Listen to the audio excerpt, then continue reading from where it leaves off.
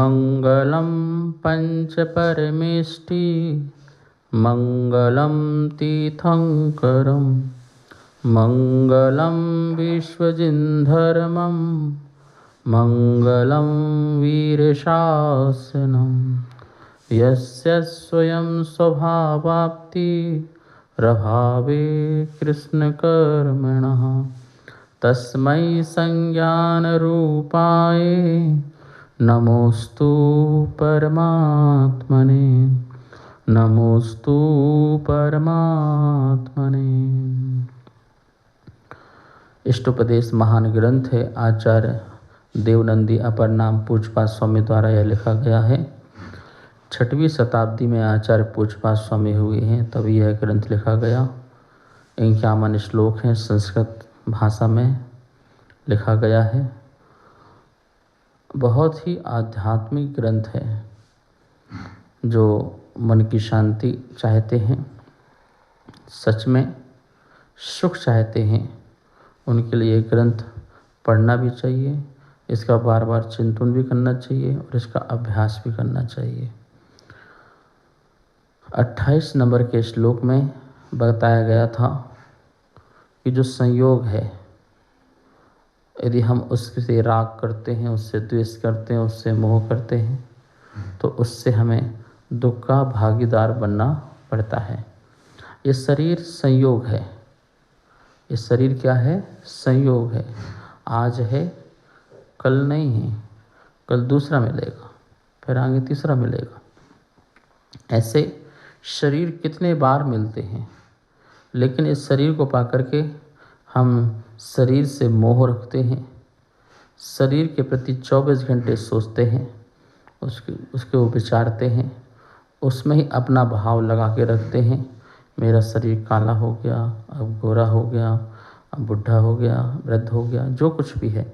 इस शरीर के संयोग से जब आत्मा जुड़ जाती है तो उसे दुख मिलता है। और कहा गया था, जो इससे अपने को मन वचन काया से अपने को अलग कर लेगा, जितने भी संयोग पदार्थ हैं, इस शरीर के साथ साथ और भी बहुत सारे संयोग पदार्थ हैं। ऐसा नहीं शरीर ही संयोग पदार्थ है, सब कुछ संयोग पदार्थ है जो आप तक है। संयोग संबंध 2 पदार्थों में होता है, जैसे कि आत्मा और शरीर संयोग संबंध है, और भी बहुत सारी भौतिक वस्तुएं वो संयोग संबंध है। लेकिन कर्म और आत्मा का संश्लेष संबंध है। संश्लेष संबंध है, जितने प्रदेश आत्मा के हैं उतने ही प्रदेश में कर्मों का होना। आत्मा के प्रत्येक प्रदेशों में अनंत अनंत कर्मों के प्रदेशों का होना, ये संश्लेष संबंध है। दूध पानी की तरह एक हो जाने का नाम है संश्लेष संबंध है। और एक संबंध होता है तादात्म्य संबंध। तादात्म्य संबंध जो उस रूप ही होता है, उससे कभी अलग नहीं होता। तद आत्म रूप, उस रूप ही। जैसे ज्ञान आत्म रूप ही है, ज्ञान आत्मा से अलग नहीं है। जैसे अग्नि की जो उष्णता है, वो उष्णता अग्नि से अलग नहीं है। अग्नि उष्णमय है, या उष्णता जिसका स्वभाव है वह अग्नि है। आत्मा ज्ञानमय है, अथवा ज्ञान जिसका स्वभाव है वह आत्मा है। दोनों अलग नहीं हैं, दोनों भिन्न नहीं हैं। वो तदात्म संबंध होता है, जो उससे कभी अलग नहीं हो सकता है, वो उस रूप ही होता है। यहाँ ये कह रहे हैं कि जो भी संयोग संबंध हैं हमें प्राप्त हैं, या हम प्राप्त करना चाहते हैं, या उसका हम पुरुषार्थ कर रहे हैं पाने के लिए, वो आने से तत्संबंधी विकल्प पैदा होगा, तत्संबंधी राग होगा, या द्वेष होगा, या मोह होगा, तो उससे हमें दुख का भागीदार बनना पड़ेगा। दुख संदोह है भागित्वम। फिर हम दुख के भागीदार बनेंगे, और जब भागीदार बनेंगे तो फिर हमारा कर्म का आश्रयबंध भी होगा।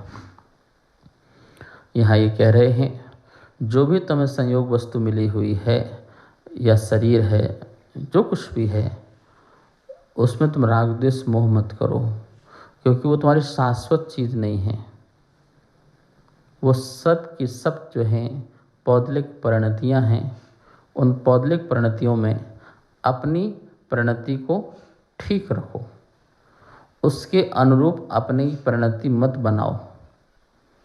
पुद्गल के निमित्त से अपनी परिणति को मत बनाओ, क्योंकि पुद्गल के निमित्त से जो भी परिणति बनाओगे वो परिणति तुम्हारी नहीं होगी, वो विभाविक परिणति होगी।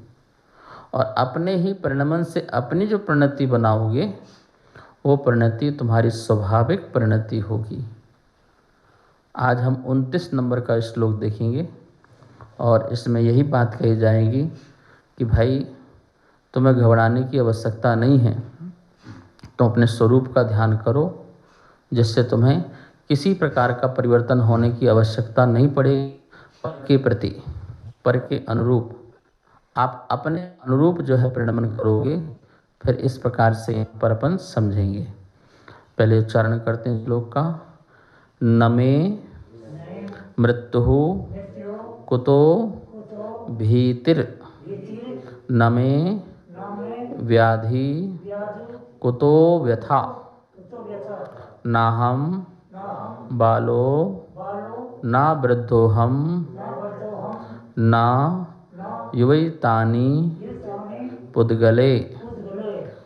न मे मृत्युः कुतो भीतिर्, न मे व्याधि कुतो व्यथा, नाहं बालो न वृद्धोऽहं न युवितानि पुद्गले।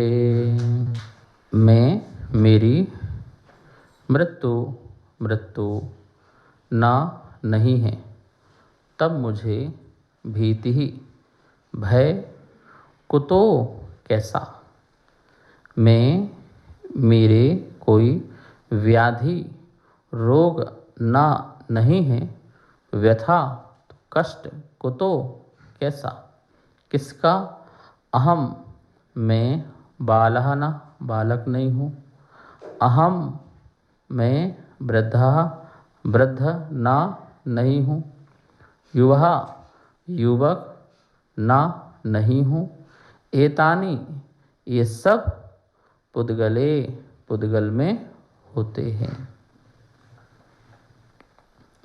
इस श्लोक में बहुत सुंदर बात बताई जा रही है और शाश्वत सत्य बताया जा रहा है। न मे मृत्यु कुतो भीतिर, जब मेरी मृत्यु नहीं है तो कुतो भीतिर, फिर भय किस बात का। संसार में प्राणी को हर समय यही लगा रहता है कि मैं मर ना जाऊं, मैं मर ना जाऊं, और वो मर न जाए इसके लिए बहुत प्रकार के उपाय करता रहता है, बहुत प्रकार के उपाय करता है। घर मकान क्यों बनाता है? क्योंकि मेरी सुरक्षा हो जाए, मेरी रक्षा हो जाए, कोई जानवर मुझे ना मार दे, कोई चोर डाकू ना मुझे लूट ले, मुझे मार न दे। तो इस प्रकार से कितने प्रकार के वह उपाय करता रहता है। भाई मृत्यु किसकी होती पहले हमें ये समझना चाहिए। मृत्यु कभी अमृत की नहीं होती है, मृत्यु हमेशा मृत की होती है और मृत मिट्टी होता है। नौकर्म से बना हुआ जो शरीर है वो नौकर्म मैं नहीं हूँ। 3 शरीर 6 पर्याप्तियाँ ये नौकर्म होते हैं, और यह मनुष्य गति नाम कर्म का उदय, शरीर नाम कर्म का उदय, ये गति नाम कर्म, शरीर नाम कर्म, ये सारे कर्म हैं। तो कर्म के संयोग से शरीर की प्राप्ति होती है, और कर्म का जब अभाव होता है तो शरीर भी चला जाता है। जितने समय तक उसका उदय चलता है तब तक वो आपके पास रहता है, और जब उसका उदय समाप्त हो जाता है तो वो शरीर क्षय को प्राप्त हो जाता है। आयु कर्म के उदय से तुम्हारी जो है यह शरीर की स्थिति गति, तुम रहते हो, मनुष्य रहते हो, आयु मनुष्य आयु, मनुष्य आयु का उदय है तुम मनुष्य हो, देव आयु का उदय है तुम देव हो, ठीक है ना। और तुम्हारी मनुष्य आयु का क्षय हो गया, मनुष्य आयु की स्थिति समाप्त हो गई, तो वो मनुष्य आयु चली जाएगी, तो शरीर भी छूट जाएगा, तुमको तो किसी और पर्याय में जाना पड़ेगा। तो तुम तो यहाँ वहाँ जा ही रहे हो ना, तुम्हारा क्या हो रहा है? तुम्हारी मृत्यु नहीं हो रही है, मृत्यु इस शरीर की हो रही है। जो संयोग है उसका नाम जन्म है, और जो वियोग है उसका नाम मरण है। तो जन्म और मरण जो है वो शरीर का है, प्राणों का है। 10 प्राण प्राप्त होते हैं तो जीवन है, और 10 प्राण नहीं मिलते हैं तो जीवन समाप्त। आपके प्राण आए तो आपको जीवन मिल गया, और आपके प्राण चले गए तो आपका जीवन चला गया। पर आप जो हैं, आप तो आप ही हैं। आप तब भी थे, और आप आज भी हैं, और आप कल भी रहेंगे। पिछली पर्याय में भी आपका जीवन था, जीव थे। इस पर्याय में भी आपका जीवन है और जीव रहेंगे, और अगली पर्याय में भी जीवन रहेगा और जीव रहेंगे। जब तक संसार में आप बार बार प्राणों को ग्रहण करोगे आपका जीवन रहेगा, और जब जब प्राणों का वियोग करोगे आपका मरण होगा। लेकिन असलियत बात यह है कि मेरी आत्मा का जन्म नहीं हो रहा और आत्मा का मरण नहीं हो रहा है। लेकिन मेरी आत्मा का भी जन्म मरण कहा जाता है, वो व्यवहार से कहा जाता है, क्योंकि मुझे प्राणों का सहारा लेना पड़ रहा है। प्राणों के निमित्त से मैं जी रहा हूँ, प्राणों के निमित्त से मैं रहस्य मर जाता हूँ। लेकिन मेरे जो शाश्वत चेतन प्राण हैं, देखा जाए मैं उससे जीता था, उससे जी रहा हूँ और उससे ही जीऊँगा। मैं अपने चेतन प्राणों से शाश्वत जीता हूँ, त्रैकालिक रूप से अपने चेतन प्राणों से जीता हूँ। लेकिन अभी जो बाह्य प्राण हैं वो मेरे निमित्त होते हैं। उन बाह्य प्राणों की तुम रक्षा को सोचो, कोई दिक्कत नहीं है, क्योंकि तुम्हें चेतन प्राणों को शुद्ध करना है। लेकिन तुम इस बात को लेके बैठ जाओ कि मुझे डर है, मुझे भय है, मुझे कुछ हो ना जाए, मुझे कोई मार ना दे, मैं मर ना जाऊं, मेरी आयु कर्म समाप्त न हो जाए। लोग बहुत डरे हुए हैं। कोई बीमारी महामारी आ जाती है तो लोग इतने भयभीत हो जाते हैं कि मुझे कुछ ना हो जाए, मुझे कुछ ना हो जाए, मैं मरना नहीं चाहता हूँ। भाई, जैन धर्म कहता है ना जीने की इच्छा और ना मरने की वांछा, दोनों बात कहता है। ना हमें तो जीने की इच्छा होना चाहिए कि हम और जिएं और जिएं और जिएं, और ना ही हमें मरने की इच्छा होना है कि हम आज ही मर जाएं, अभी मर जाएं, इसी वक्त मर जाएं। दोनों में ही साम भाव होना चाहिए। जीवन है तो समता है, और मरण है तब भी समता है। क्योंकि जो जीवन में मुझे मिला है वो मेरा नहीं है, और जो जीवन में जाएगा वो भी मेरा नहीं, वो पुद्गल है। पुद्गल है। कितने लोग तुम्हारे सामने चले जाते हैं संसार से, तो क्या छोड़ के जाते हैं? ये पड़ा हुआ मुर्दा शरीर पड़ा हुआ है ना, वो छोड़ के चले जाते हैं। उसको भी लेके जाओ ना, तुम्हारी चीज़ है, तुम्हारी प्रॉपर्टी है। तो वो यदि वो तुम्हारा ही जीवन का अंग है, जिसके बिना तुम्हारा आत्मा शाश्वत नहीं रह सकता है, तुम्हारा आत्मा भी मर जाता है, तो तुम उसको लेके भी जाओ। लेकिन हर जीव, हर प्राणी शरीर को छोड़ के चला जाता है। ये जन्म मरण तो ऐसे ही है जैसे रोज वस्त्र पहनो और रोज वस्त्र उतारो। वस्त्र की तरह है। नवीन नवीन वस्त्र पहनते हो ना, और गंदे वस्त्र उतार देते हो। तो नवीन वस्त्र पहनने का मतलब है जन्म, और गंदे वस्त्रों को उतार देने का नाम है मरण। जैसे वस्त्र तुम्हारे अंग को सुरक्षित रखते हैं, तुम्हारे अंग को ढांक के रखते हैं, बाहर की हवा पानी से बचाव रखते हैं, ऐसे ही वस्त्र की तरह यह शरीर भी तुम्हारी आत्मा को सुरक्षित रखती है। यह वस्त्र साधन है, यह शरीर भी साधन है साधना के लिए। यह वस्त्र साधन है शरीर के लिए, सुरक्षित के लिए, और शरीर आदि प्राण आदि भी आत्मा की साधना में कारण है, निमित्त है। लेकिन वस्त्र छूटेगा, शरीर छूटेगा, ये नियम है। क्योंकि जब जब वस्त्र गंदा होगा आप वस्त्र को चेंज करोगे।